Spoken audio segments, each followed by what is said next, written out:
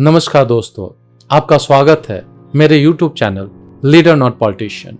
आज इस untold story series में एक नए जिले के साथ मैं आपके साथ रूबरू करना चाहता हूँ। उस जिला का नाम है लातेहार। बहुत ही मेरे दिल के करीब ये जिला है। मुझे वहाँ के लोग, वहाँ की प्रकृति, वहाँ की सरलता काफी आकर्षित करता है और मैं उसका हिस्सा भी बना हूँ। चतरा लोकसभा की यात्रा के दौरान मैं लातेहार के गांव-गांव तक भ्रमण किया हूं, वहां के लोगों से मिला हूं और वहां की चर्चा भी किया हूं। लातेहार जिला में सक्षमता बहुत ज्यादा है। एक तरफ आप अगर बालूमाथ जाएं तो पूरे कोयला खनन का बहुत बड़ा भंडार है। वो धीरे धीरे करके लातेहार तक आ गया। आज आप देखेंगे कि वो लातेहार की धरती, वहां की कोयला जो कभी एक समय में धनबाद की हालत थी, आज वैसे ही धीरे धीरे लातेहार में उस तरह का कोयला मिल रहा है। धनबाद अच्छे वजह के लिए भी जाना जाता है, बुरे वजह के लिए भी जाना जाता है। अगर इस कोयला का संचालन बेहतर तरीके से नहीं किया गया है, एक विजनरी लीडरशिप के साथ नहीं किया गया, तो वो कोयला संघर्ष को जन्म देगा और वहां पे फिर शुरू होगा गैंगवार और अपने आधिपत्य को स्थापित करने के लिए वहां सिंडिकेट काम करना शुरू करेगा और वहां नजर पड़ेगा बड़े बड़े कोल माफियाओं को, बड़े बड़े कंपनी का, और वो एक सिंडिकेट तैयार करके वहां अव्यवस्था फैलाए रहेंगे और साथ ही साथ वहां पे शोषण और दोहन चलता रहेगा। यानी कोयला लातेहार के लिए जो एक बहुत बड़ा चमत्कार का कारण बन सकता था, एक बहुत बड़ा समस्या का जननी भी बन सकता है अगर उसकी व्यवस्था ठीक से न की जाए, उसकी मैनेजमेंट ठीक से न की जाए। अगर आप लातेहार में देखेंगे तो लातेहार, मुझे लगता है कि आप शुरू करेंगे और जाने में आपको लगेगा कि एक छोटी से चट्टी जैसा वो जगह लगता है और एक डिस्ट्रिक्ट का ये दुर्दशा नहीं होनी चाहिए, जबकि वो पूरी तरह से प्रकृति से भरपूर है।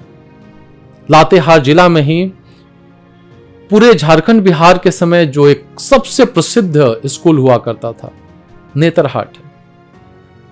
नेतरहाट अपने अस्तित्व को खो चुका है।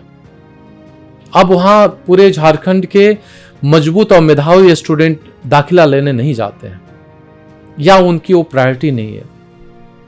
शिक्षा के प्रति उदासीनता का ये एक बहुत बड़ा उदाहरण है हमारे राजनेता और हमारे सरकार का, कि जो अच्छे व्यवस्था को भी धीरे धीरे अव्यवस्था और कमजोर व्यवस्था में बदल दिए। उनके पास कोई नीति और नियम नहीं है। एक नेतरहाट जो शिक्षा के मामले में बहुत बड़ा शान था, उस समय वो नेतरहाट बना जो आज के 50 से 60 साल पहले उसका गठन किया गया। मुझे ऐसा लग रहा है कोई अगर विजनरी लीडर होता, ऐसा अगर सीएम होता, तो लातेहार में 2-3 और नेतरहाट जैसे स्कूल आ जाने चाहिए थे और पहले से बेहतर फंक्शन करता है। ऐसी व्यवस्था है वहां पे और ऐसा लातेहार में किया जा सकता है। वहां का अगर बितला पार्क आप देखेंगे तो आपको लगेगा कि एक ऐसा जगह जो लोगों को रिलैक्स करने का, लोगों को घूमने के लिए, प्रकृति का आनंद लेने के लिए एक अद्भुत जगह बन सकता है। यानी टूरिज्म का जहां ह्यूज स्कोप है, चाहे वो नेतरहाट हो, बितला हो, ये डेवलप ही नहीं कर पाया। अगर ये दूसरे राज्य में होता, अब तक कितने वहां पर रिसोर्ट बने होते, कितने 5 स्टार होटल आ गए होते, कितने सारे ऐसे सेंटर खुल जाते कि जहां पे लोग जाके रिलैक्स करते, बड़ी बड़ी सभाएं होती, बड़े बड़े कॉर्पोरेट के वहां पे मीटिंग होता और बड़े बड़े यूनिवर्सिटी और स्कूल भी खुल सकते थे। क्योंकि प्रकृति के बीच में रह के पढ़ने का एक अलग आनंद है। जिसने भी नेतरहाट को एक एजुकेशनल इंस्टीट्यूशन और एक स्कूल के रूप में डेवलप किया गया, कि जहां से पूरे बिहार के जो ब्राइट स्टूडेंट होते थे आते थे और वहां से निकल के वो बड़े बड़े झंडे गाड़ते थे। आज भी नेतरहाट के बच्चों का एक अलग आप देखेंगे कि उनका कंट्रीब्यूशन है समाज में, लेकिन आज उस नेतरहाट को हम लोग कमजोर कर दिए, जबकि हमें आगे बढ़ाना चाहिए था। और वैसे और नेतरहाट की जरूरत है, क्योंकि अब बच्चे पढ़ने में ज्यादा रुचि ले रहे हैं और ज्यादा बच्चे अब पढ़ाई की तरफ आगे बढ़ रहे हैं और पढ़ाई को लेके आगे बढ़ना और अच्छा करने के उनके अंदर रुचि बहुत ज्यादा है। साथ ही साथ वहां चूंकि वो प्रकृति से घिरा हुआ जगह है, अगर उस जगह को शांत किया जाए और जंगल में छोटे छोटे उद्योग को डाला अगर जाए, कुटीर उद्योग को डाला जाए, जो कहीं ना कहीं वन से जुड़ा हुआ है, कि जहां वन संरक्षण भी करें, वन का हमें वर्धन भी करें और साथ में एक उद्योग भी लगाएं, कि जो एक तरह से फॉरेस्ट इंडस्ट्री से जुड़ा हुआ है। ये अगर कार्य किया जाए तो बहुत लोगों को एम्प्लॉयमेंट मिल जाएगी। साथ ही साथ अगर उस पूरे जगह को सुरक्षा दिया जाए, शांति दिया जाए, तो वहां लोग घूमने जाएंगे, वहां रिलैक्स करने जाएंगे, वहां प्रकृति का आनंद लेने जाएंगे और अपने आप में ही एक बहुत बड़ा इंडस्ट्री खड़ा हो जाएगा। साथ ही साथ चूंकि वो जगह पलामू और रांची के बीच का जगह है, तो वहां पे एजुकेशन को लेके कोई भी व्यवस्था नहीं है। आप वहां ठीक से देखेंगे तो कोई आपको ऐसा कॉलेज नहीं मिलेगा कि जो बड़ी डिग्री दे सके। वहां पे अच्छे स्कूल नहीं है, वहां पे हॉस्पिटल बिल्कुल नहीं है। वहां कम से कम इंजीनियरिंग कॉलेज जरूर होना चाहिए था। जब नेतरहाट उस समय खुल सकता है तो अभी इंजीनियरिंग कॉलेज क्यों नहीं खुल सकता है? वहां के बच्चों के लिए कम से कम हर एक 2-4 प्रखंड के बीच में डिग्री कॉलेज होना चाहिए।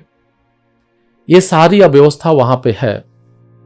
और साथ ही साथ वहां पे अलग अलग तरीके का इंडस्ट्री खोलने के लिए झारखंड गवर्नमेंट को कुछ ऐसी बंदोबस्त करनी चाहिए, लैंड बैंक अवेलेबल कराना चाहिए जो एक दूसरे के ऊपर डिपेंडेंट हो, जिससे लोगों का यहां पे विजन खुलेगा, लोग बड़ा कार्य करने के लिए प्रेरित होंगे और बड़ा कार्य कर भी लेंगे।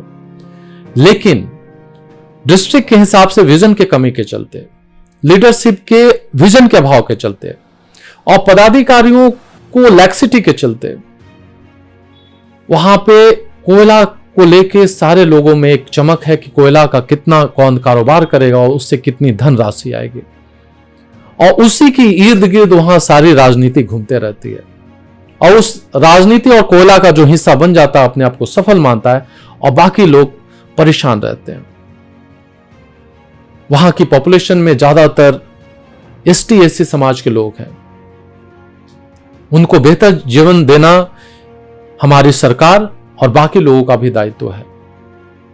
हमें इस दिशा में काम करना चाहिए और ये पॉसिबल है, और ये एक बड़ा अवसर जो है झारखंड सरकार को भी और वहां के लोगों को भी देगा कि वो अपने जीवन को चमत्कारी तरीके से बदल सकते हैं। ये सारी महत्वपूर्ण विषय पर अगर काम किया जाए तो लातेहार हमारा शान बन सकता है, वो शांति का केंद्र बन सकता है, वो लोगों का शिक्षा का केंद्र बन सकता है।